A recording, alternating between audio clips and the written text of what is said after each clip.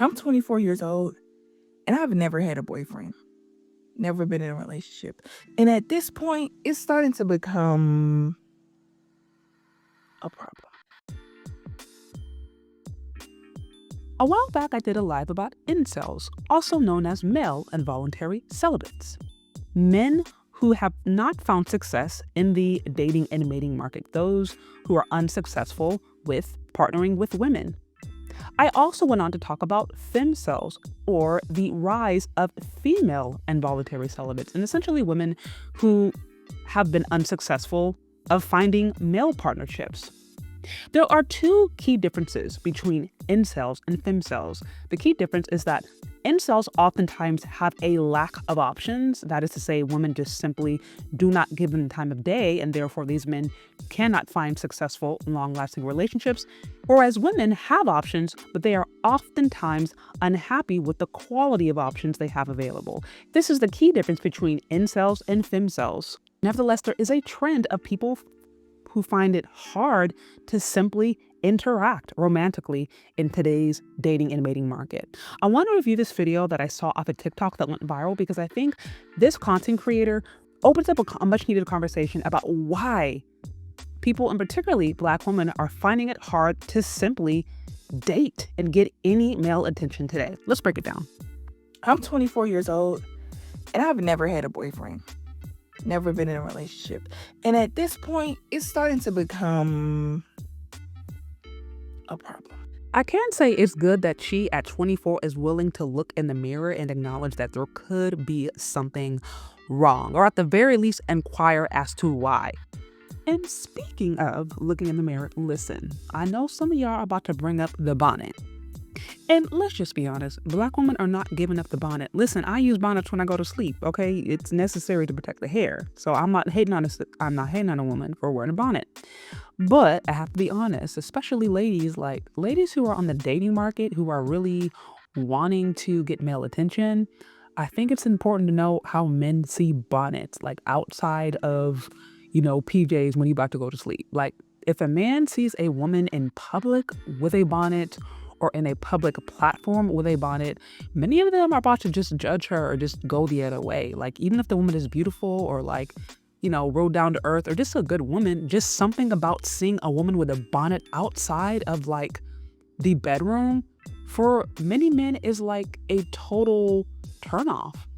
So, this is something I would say to any Black woman, especially this is something I would say to Black women in particular who are wanting male interest. Like, we got to get rid of the bonnets. We really have got to get rid of the bonnets. And look, and if you feel comfortable with it, and if you feel like it's your right to wear it, girl, wear it as much as you want. But just also do not be surprised if you do not get the male attention that you want, because there are men out there who will literally look the other way just if they see a Black woman in a bonnet, again, outside of the bedroom, outside of her going to sleep. Okay, let's continue. Like, at this point, I'm at the point where it's like, why? Not what's wrong with me, because there's nothing wrong with me. Wait, what? Honestly, anybody who wants to be in a long-lasting, healthy relationship has to have a level of humility and be willing to acknowledge that they are not always perfect. Anybody who's been in a healthy relationship has moments when they are faced with their own quirks, traumas, struggles, humanity.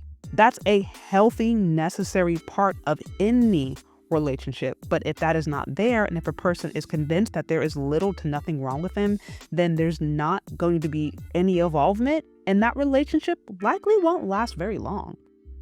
And even if it was, it doesn't matter, because I done seen what you can deem the ugliest person with a significant other. Whatever you deem the worst looking in this world that could possibly happen has had a significant other. It's not looks. What she's essentially referring to is people dating and marrying on their level, which has pretty much happened for the majority of human history. It's really only in the West where you see all these super highly unrealistic dating standards. But when I look at immigrants who come over, for example, I may see a lot of Mexican and South Americans because I'm in California. I see women who are 5 foot with men who are 5'1". But a lot of American women can be very heightist and don't want to date short men. But for an immigrant woman, that's fine. So my point is, there's a lot more to this, but on a basic level, people have dated on their same level and they're still doing it today. It's not personality, because It's niggas like Donald Trump that is married. It don't matter what you look like, how you act. There's a million people on this earth that's been in a relationship. Okay, so Donald Trump is also president of the United States, and he's filthy rich. And he also comes from a highly elite family. So, like, there is no comparison between Donald Trump and a young 24-year-old Black woman who's never dated, right? Who likely is not a multimillionaire. Like, that's just not how this works. And that goes back to what I was saying before. There's so much more that goes into dating and mating. Rich people, they marry for different reasons. I mean, historically, the way that rich and elite families kept money within their rich elite families was essentially through marriage, sometimes through arranged marriage, right?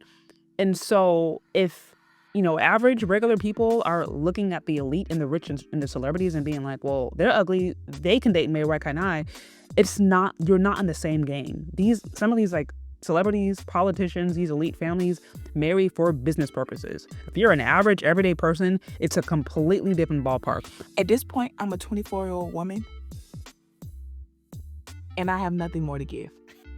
At this point, I just don't know. Like, I need someone to tell me something. Someone need to tell me something. Like, is there a sign that it's becoming unhinged at this point? I'm like, where are her parents? Where is her mom, her auntie? Like, who are the elders in her life? Because I feel for her, because this isn't something you're supposed to do. This is more of a reflection of a broken down culture than anything. You having these young, these teenagers, people in their early 20s or whatever, like trying to fit in for themselves, figure out like, well, what's a healthy relationship? What does that look like? How do I find somebody? Like, this is literally why you're supposed to have community. And when you grow up seeing the healthy dynamics between a man and a woman, you grow up seeing families, you grow up seeing mom and daddy together, you grow up seeing what submission looks like in a healthy context, you grow up seeing protection and provision. Like, you see those things, then you don't have to sit here and ask basic questions. So these kinds of videos, to me, and the fact that they're so popular, are an indication of a broken down culture. This is not normal and healthy. And what's crazy is that when you go in the comment section of that video, you see a ton of women in there who identify, who are, mid-20s, late 20s. I think some of them even in their 30s, talking about how difficult it is for them to find anybody they've never dated before. Like, just so many women identify with this. So again, this is not normal or healthy. Like, this is not the reflection of a healthy, thriving community. When you got folks of marrying age just trying to figure out how to get somebody to say hi to them. Like, that's not, like I said, this is more than anything a reflection of a broken down culture. Let's continue. Because at this point now, it's like, when I do get my first relationship, which hopefully 2025, when I do get in said relationship, is that even going to be the one that's going to be my marriage? And I'm almost going to be 25 years old.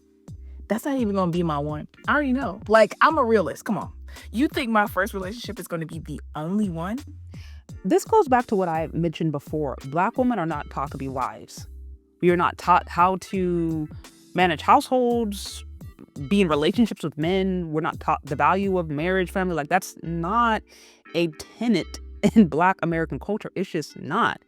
So the thing about it is, if you were raised in a culture where that was of high value and that was really important, and you got that training growing up, then maybe actually the first person you date could be your boyfriend. Or maybe it wouldn't take a lot of things, because it's like, you don't need to go try out all these relationships and try out all these dudes before you figure out what's healthy and normal. Like, you would already have a pretty foundational understanding of what healthiness is, because you saw it and you were taught it. I'm just saying, unfortunately, Black women are not taught about marriage. We're not taught about how to be a wife. And so these young women are trying to figure it out by themselves. Now I'm going to be a 24-year-old going through her first official real breakup. Like, I've been with it's been stages, but like a real breakup, real relationship, real deal spiel. I'm gonna be a 24-year-old girl going through what she should have went through when she was 16, 17, 18, 19, 20. Yeah, I'm not going for that. I don't want that, but I have no choice. Hopefully it's a one and done, but let's be realistic. The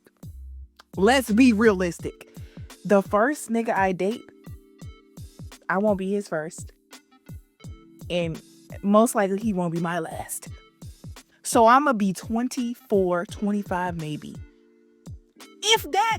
As I mentioned before, this young woman really is a reflection of many, many Black women. And I've mentioned, even in my own life, how I had to go on my own journey of seeking out wise counsel and understanding and learning about, okay, well, what does a healthy marriage look like? Well, I definitely had to do my own healing and go on my own journey to get to a point where I was even marriage ready. And a lot of Black women are likely going to have to do that, particularly if they grew up in an environment where either marriage wasn't modeled to them, or even if marriage was there or relationships were there, like they weren't really taught what that meant, or they just weren't given any practical advice on actually how to be a feminine woman with a masculine man, and just how those dynamics works. Because like, you don't just wake up one day and know how to have a healthy family. Like, you're actually supposed to be taught and trained how to do that at home. And unfortunately, many Black folks, they do the best that they can, but there's so many different things that people are trying to work through. But sometimes they just don't have that to give when they're raising their kids, right?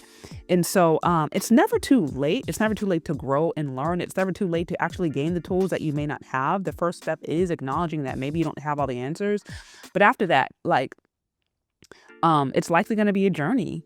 If I could say anything to this young woman, I would definitely say, okay, get yourself in an environment where you can be taught and you can glean from those who are actually in healthy, thriving relationships. I observed a lot of different people in my local church community. I saw families there that I admired. I saw relationships there that I admired.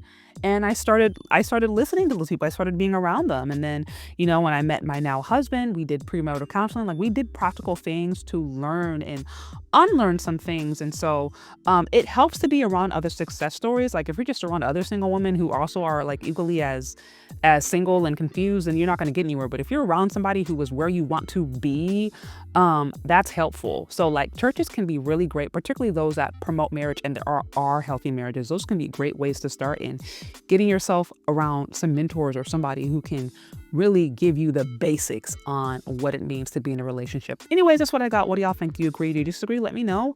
Leave your questions, comments, concerns in the comment section below. Thank you so much for listening if you've gotten this far, and we'll talk later. Bye.